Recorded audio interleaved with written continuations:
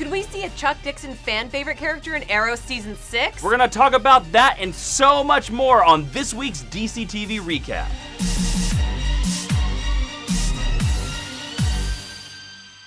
Hi, I'm Jason Inman. And I'm Ashley Victoria Robinson. And this is DCTV Recap, the show that talks about all the CW DCTV shows. Even when they're off the air, we probably shouldn't be talking about them anymore, but we're going to right now. Take that. Ashley, welcome back. Ashley was gone last week, but she's come back from the Hall of Justice to join us for more nerdy talk. Thank you so much for inviting me back to the Orange Couch. I missed it. You're lucky. You still have the codes to the door. Okay.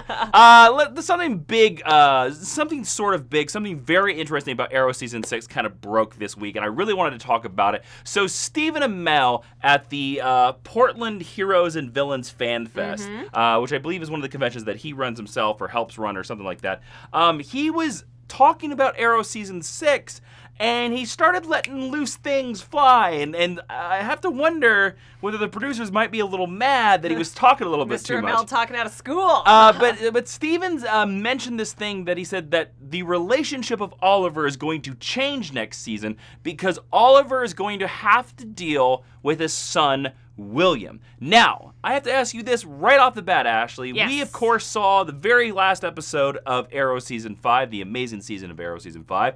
The island blew up, and Felicity was there, William's mother was there, a whole bunch of other characters were there, and we don't know whether they're alive or dead because usually fire and explosions means death.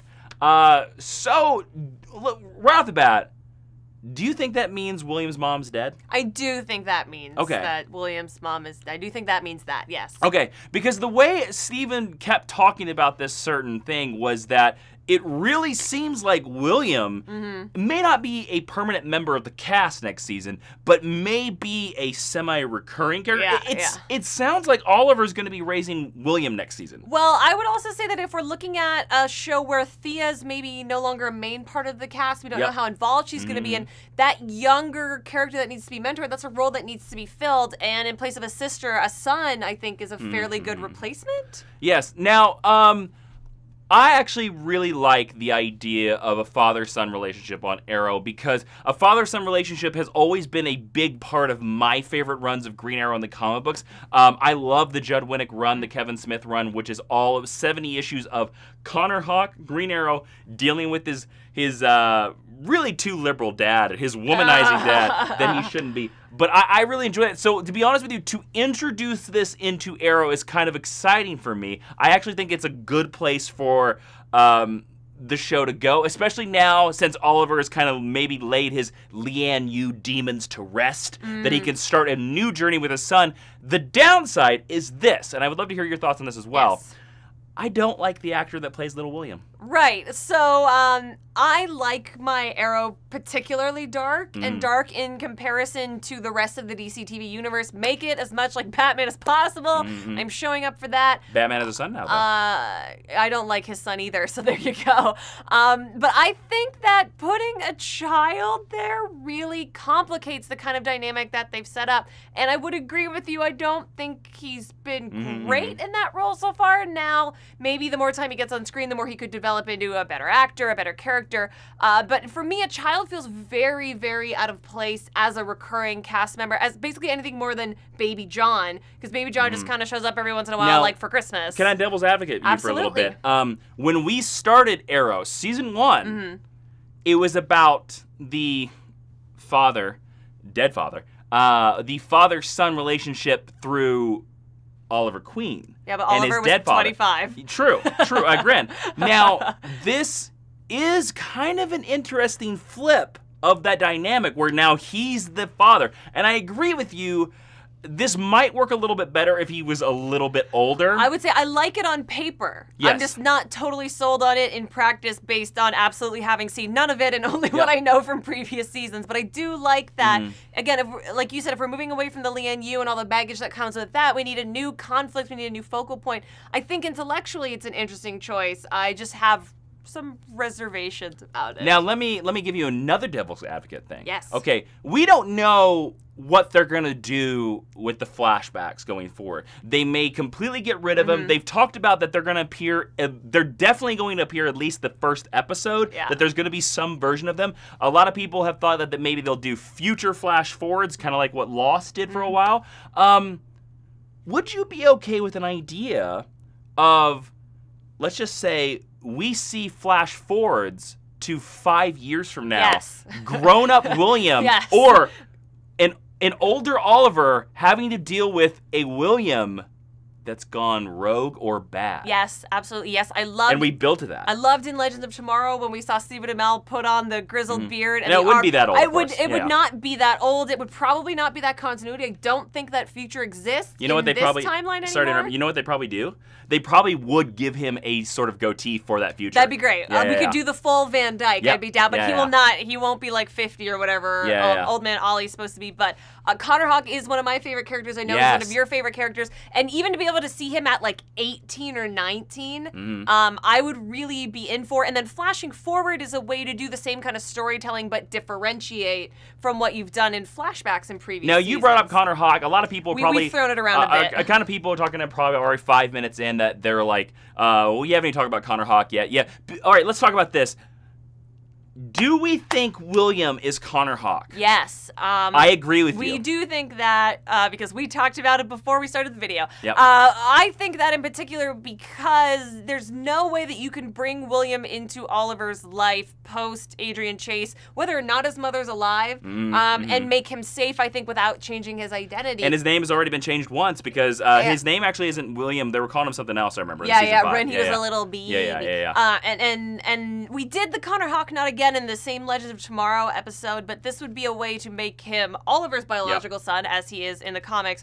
And I think with that name just hanging out there and these showrunners and creators, I don't think they're going to waste this opportunity. And I think with this being the definite biological son of Oliver, I think we're going to change his name to Connor, or we're going to find out his middle name is Connor, or something like that. Now, I know I'm going to head you all off at the pass right now because you're all heading to the comments being like, we always saw Connor Hawke in Legends of Tomorrow, and that's the real Connor Hawke of this Arrow universe. I agree with you. We're never going to see that future again. They corrected that future in Legends of Tomorrow. We're not going to see that Dark Knight Returns one-arm Ollie again. So that Connor Hawke that was John Diggle Jr. is not going to be the Connor Hawke of this universe. I kind of think William's going to be Connor Hawke. I really do. Or they may not call him Connor Hawke, but I guarantee you they call him Connor. I actually think if we see William Connor, however, baby Oliver, ascend to a hero name, I think he's going to maybe take one of Roy's names. Yeah. Like maybe he'll be Arsenal or something like that. Well, maybe he'll actually be Red Arrow. Yeah. Because and I think that would nobody's be really been cool. called Red Arrow yet. No, and that's just dangling out there. And again, yeah. you put him in the red suit, it differentiates him from Oliver. Yeah. Now, we'll have to age the kid up quite a bit to get him there.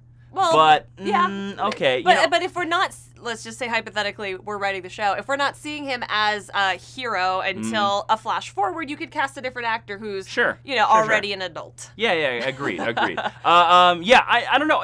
On paper, this storyline could really work. Yeah. I'm kind of really excited about it. So I think that's really cool. All right, so last week, let's go to your comments right now. Last week, we talked about Sam Basher and myself, thank him for stopping by, talked about characters, heroes, villains that you wanted to see in Supergirl Season 3. And here are a couple of the comments that we liked. We want to talk about them. All right, so Mr. R_creator says, I would personally love the Red Lantern Corps. It's probably too expensive, though. For a CW budget, it is insanely too expensive. That's a big reason why I think we haven't seen Green Lantern so far. Lanterns. I think he's pulling in Red Lantern New 52 Supergirl. Because of New 52 Supergirl. I think the Red Lanterns are off limits until we figure out what we're doing with Green Lantern Corps, the movie. I think every one of the color, even the blue ones, which are favorites of mine, are off limits. I would say I would really love to see a single lantern, any lantern show up on Supergirl. Supergirl's obviously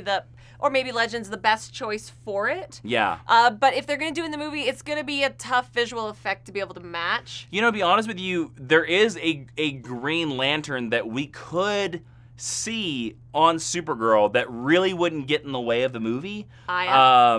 No, not Aya, not at all. Mogo. Mogo is Mogo's a living planet. Yeah, he is. And Supergirl has stargated to other planets before. There's nothing to say that she couldn't go to a planet that talks to her. That's Mogo. That's really cool. Just don't. He doesn't have to be a Green Lantern. Yeah. And there's Mogo.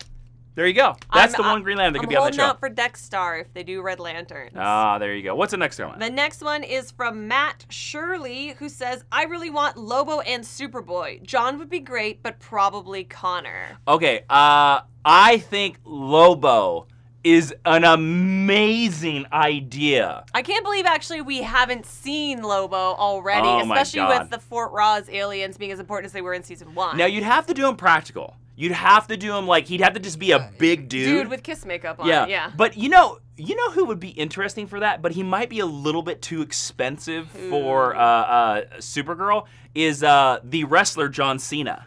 Oh, I was going to say, it's got to be a wrestler. It's got to be like a Dave Bautista type. Well, John Cena is a kind of a Dave Bautista. He's an actor. Put him in the white makeup, give him some of the black stripes. He would be an amazing Lobo. He'd be a good choice. But he does a lot of movies now, so he might be too expensive for Supergirl. Yeah, but surely they can find somebody like that. Yeah. Or who wants to be like that. And then let's talk about their Connor comment, because that's that's one of your theories. Let's put that aside and just say that it's going to be John. That's a much better theory. It won't be John. It's John. It won't be John because Clark and Lois aren't married.